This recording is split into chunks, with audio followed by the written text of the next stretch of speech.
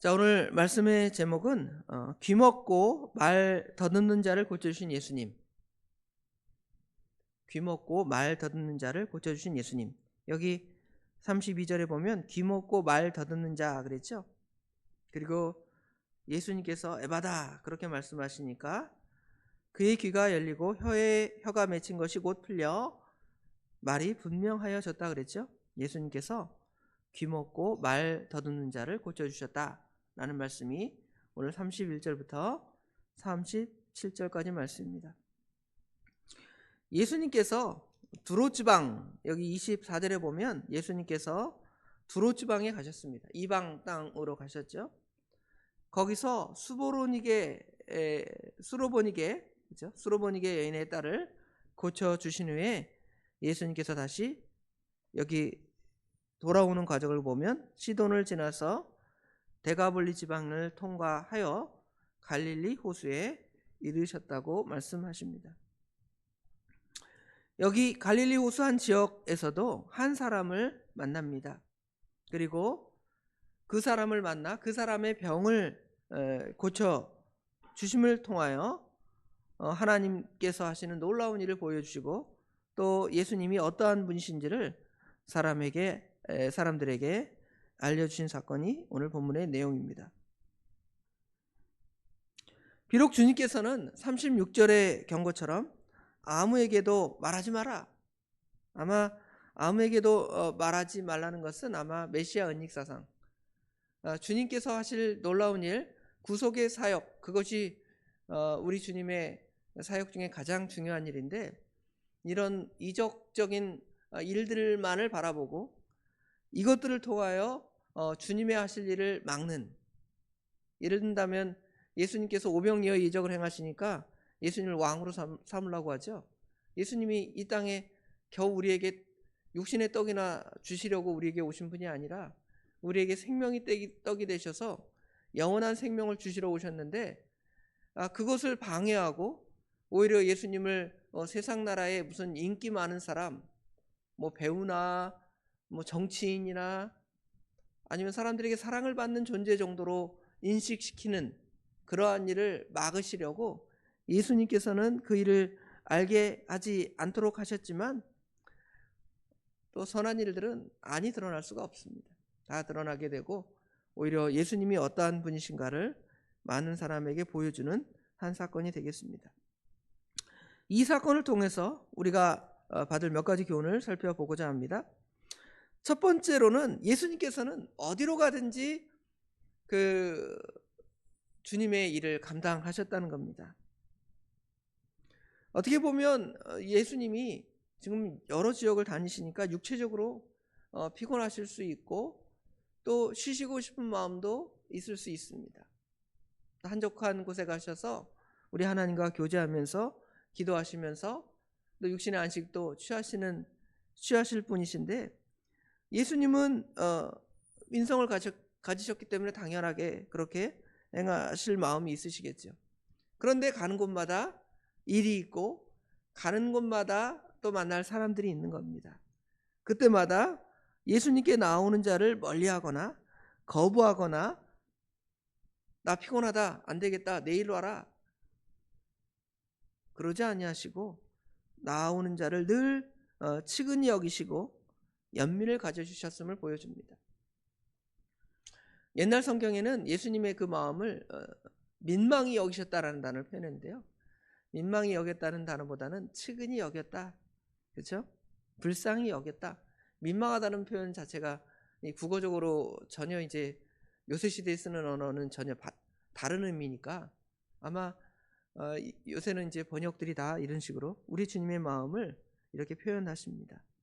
늘 측은히 여기는 마음, 불쌍히 여기는 마음이 우리 주님의 마음 가운데는 풍성해요. 이 땅에 성육신하셔서 오신 예수님, 성탄절이 이제 곧 다가오는데 예수님께서 성탄절에 이 정확한 날짜는 아니지만 이 땅에 오신 목적이 있잖아요. 우리를 사랑하시고 우리를 동정하시고 우리를 측은히 여기사 마침내 자기 몸을 다 들이셔서 그 고통을 감수하시고 우리를 사랑하신 그 예수님의 마음을 또 여기서 볼 수가 있습니다. 거기도 예수님께 나오니까 예수님께서 그 사람을 거부하지 아니하시고 치유하시는 예수님, 이런 마음들을 우리가 가져야 돼요. 두 번째로 살펴볼 것은 귀먹고 말 더듬는 자를 사람들이 예수님께 데려왔다는 것입니다. 사람들이 귀먹고 더듬는 자를 데리고 예수께 나왔다 그랬죠? 아마 이 데리고 온 사람들도 그 마음이 선한 사람일 것입니다. 전에 마태복음 2장에도 보면 그 중풍병자가 예수님께 나올 수 없으니까 사람 넷이 이 사람을 침상 같은데 통째로 들고 오잖아요. 안 되니까 어떻게 합니까? 지붕을 뜯어서 달아 내리죠. 주님께서 이 중풍병자의 병을 고쳐주시면서 누구의 믿음을 칭찬하시냐면 그 데리고 온 사람들을 칭찬하시죠. 여기서 우리가 생각해 보는 것은 주님의 마음이 그들의 안에 있다는 것이죠. 측은히 여기는 마음, 동정하는 마음이 예수님께서 풍성하시지만 또 여기 사람들도 다른 사람을 불쌍히 여기는 마음이 있었기 때문에 그 사람을 데리고 온 거예요. 그리고 예수님께서는 그 사람들의 믿음을 다 인정해 주시는 거예요. 아마 예수님께 나오면 병 고침을 받을 수 있겠다는 그런 확신들이 그들의 그 마음 가운데, 그죠? 그들의 믿음이 있었기 때문에 예수님께서는 그들의 믿음을 인정해 주시는 거예요. 데리고 온 사람들의 마음, 믿음도 인정해 주시고 또 예수님께 나아가면 고침을 받을 수 있다라는 그 병자 개인의 그 마음도 우리 주님은 다 아시기 때문에 우리 예수님께서는 그들을 치유해 주시는 것이죠. 세 번째로는 어떤 사람이 병을 낫게 되냐면 예수님께 나오는 자뿐만 아니라 자신의 그 영적인 상태를 아는 사람이 고침을 받을 수가 있습니다. 나는 괜찮아. 나는 다 들어. 나는 신령한 사람이야. 나는 병들지 않았어. 이렇게 생각하는 사람은 고침을 받을 수가 없습니다. 예수님께서 그러셨죠? 인자가 온 것이 어떤 사람을 고치기 위해서 오셨습니까? 병든 자를 고치러 오셨다고 말씀하시잖아요. 병든 자에게라만이 의원이 쓸 때 있는 것처럼 자신의 그 영적인 상태를 아는 자만이 예수님께서 그 병을 고쳐주신다는 것이죠. 예수님을 따라다니던 많은 사람들이 있습니다. 바리새인들은 예수님을 따라다니며 예수님을 공격합니다. 왜냐하면 그들은 영적인 장애입니다. 영적으로 시각장애가 되어서 하나님의 아들을 보지 못하는 것이죠. 놀라운 일을 보는데도 안 보이는 거예요. 그냥 마술 쇼하는 사람처럼 보이는 거예요. 속이는 사람처럼 보이는 겁니다. 예수님이 하신 놀라운 말씀들 많이 있잖아요. 여기 마가복음 7장에도 우리 주님께서 바리새인들을 책망하는 너희들의 장로들의 유전을 따라가고 하나님의 말씀을 따르지 아니한다는 책망을 들을 때에 그 마음에 찔려서 마음이 열리고 귀가 열리고 눈이 떠져서 아, 저분이 진짜 하나님의 아들이시구나 봐야 되겠는데 눈이 꽉 막혀서 귀가 완전히 틀어 막혀져서 듣지 못하는 거예요. 그리고 말도 사실은 여기는 말 더듬는다 그랬는데 말 못한다, 옛날 성경에는 말 못하는, 말 더듬는 뭐 이런 개념이지만 여기는 뭐 하나님의 나라에 대해서 영적인 진리에 대해서 깨닫지 못하니까 사실은 말은 하지만 말이 제대로 되는 것이 아니겠죠. 또 다른 샘플로 보면 우리 주님께서 오병이어의 이적을 행하실 때 많은 사람이 예수님을 왕 삼으려 했습니다. 예수님이 그 자리를 피하셨죠. 근데 그 다음날 예수님께서 사람들에게 가셔서 생명의 떡을 말씀하십니다. 열심히 그냥 예수님께서 나는 생명의 떡이다. 그렇죠? 인자를 먹지 않고 인자의 피를 마시지 않은 자에게는 생명이 없다. 이러니까 사람들이 어때요? 이 말이 너무 어렵다. 이게 도대체 무슨 말인가? 왜 그래요? 그들이 귀가 먹었고 말을 못하고, 이제 말을 못한다는 것은 예수님께 들은 말씀을 이제 전하지 못하는 거죠. 아니면 눈으로 보지 못하는 영적인 장애를 가진 사람들이기 때문에 예수님을 거부하는 거예요. 눈뜬 사람들은 어떤 사람들이냐면 예수님의 제자들과 같이 너희들도 가려면 가라. 그러니까 예수님 베드로가 뭐라고 고백합니까? 생명의 말씀, 영생의 말씀이 여기 계신데 우리가 어디로 가겠습니까? 말하잖아요. 왜 그러겠습니까? 이들은 눈이 떠져서 저분이 메시아구나. 그죠? 주님이 하신 말씀을 들을 때마다 놀라운 거예요. 그래서 예수님께 물어보잖아요. 예수님이 비유로 하셔도 물어보는 거예요. 그럼 예수님께서 저들에게는 못 듣게 하고 너희들에게 듣게 하기 위해서 내가 비유로 말씀한다 하면서 그 비유의 말씀들, 씨 뿌리는 비유나 이런 말씀들을 자세히 설명해 주시잖아요. 듣는 사람에게는 그렇죠. 그와 같은 하나님의 놀라운 일을 행하시는 것을 볼 수가 있어요. 그러나 귀가 막힌 사람들은 자기들이 귀가 막힌지도 몰라요. 요한복음 8장에도 예수님께서 소경 눈뜨게 하신 사건 이후에 예수님께서 진리를 알지니 진리가 너희를 자유케 하리라 그러니까 뭐 엉뚱한 소리 막 하잖아요. 예수님이 그들을 소경이라고. 예수님을 알지 못하니까 영적인 소경이죠. 영적인 하나님 나라를, 하나님의 세계, 하나님의 뜻을 듣지 못하고 보지 못하는 그러한 사람들임을 볼 수가 있습니다. 그 다음으로 네 번째로 살펴볼 것은 귀를 열어 말을 하게 하신 분이 누구냐는 것이죠. 영의 눈이 밝아지고 귀가 열리고 하나님의 말씀을 보고 들은 후에 순종하고 전할 수 있게 하시는 분이 누구예요? 예수님이신데 또 우리에게는 성령님이 계시잖아요. 오늘 찬송 어두운 내 눈 밝히사, 그죠? 어두운 내 귀 열어서, 그죠? 내 입 뻣뻣한 입, 전도도 못하는 입, 남 저주나 자라 거기에는 아주 능숙하지만 하나님 말씀 한마디도 못하는, 그죠? 그런 입을 열어서 말할 수 있게 하시는 분이 누구냐는 것이죠. 예수님이십니다.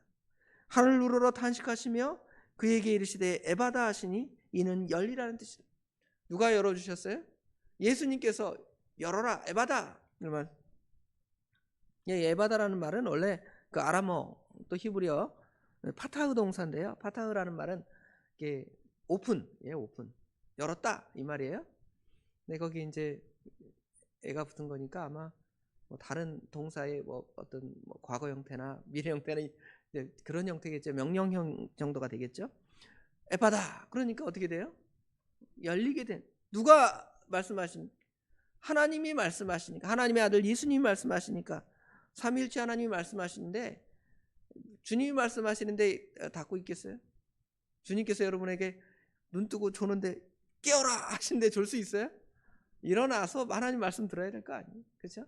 깨워주시고 듣게 하시는 분이 우리 하나님이시라는 것을 우리에게 분명히 보여주고 알려주십니다. 그럴 때 35절에 보면 그의 귀가 열리고 혀가 맺힌 것이 곧 풀려 말이 분명하여지더라. 보통 듣지 못하는 분들이 말이 좀 어눌할 수밖에 없어요. 그렇죠?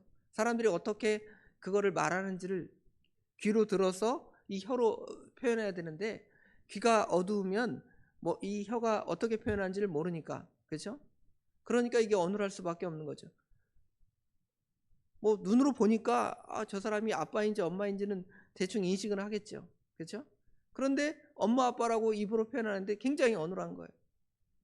그런데 귀가 열려서 엄마라는 것은 이렇게 표현하는 거구나, 이렇게 입으로 표현되는 거예요. 하나님의 말씀도 그렇습니다. 하나님 말씀이 들려질 때 중생 거듭나게 되고 거듭난 사람이 이 혀가 풀려서 하나님의 말씀, 예수님은 하나님의 아들이십니다, 이렇게 고백하고 또 전할 수 있게 되는 것입니다. 마지막으로는 우리가 서두에 설명했던 것처럼 예수님이 자신이 하신 일을 사람들에게 알리지 않도록 하셨죠. 이거는 우리가 잘 아는 대로 주님의 구속사역에 방해될 일이기 때문에 주님께서 막으신 거예요.